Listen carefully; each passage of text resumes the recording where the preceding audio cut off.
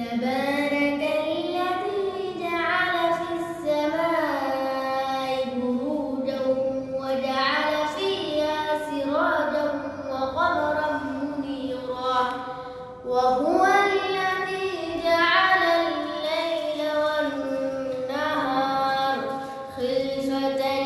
لمن أراد أن يذكر أو أراد شكورا وعباد الرحمن الذين يمشون على الأرض هونا وإذا خاطبهم الجاهلون قالوا سلاما والذين يبيتون لربهم سجدا وقياما والذين يقولون ربنا اصرف عنا عذاب جهنم إن عذابها كان غراما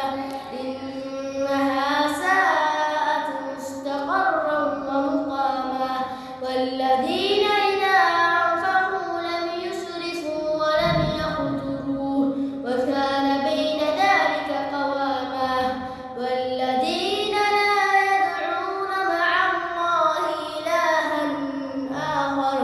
ولا يقتلون النفس التي حرم الله إلا بالحق ولا يزنون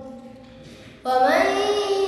يفعل ذلك يلقى أثاما يضاعف له العذاب يوم القيامة ويخلد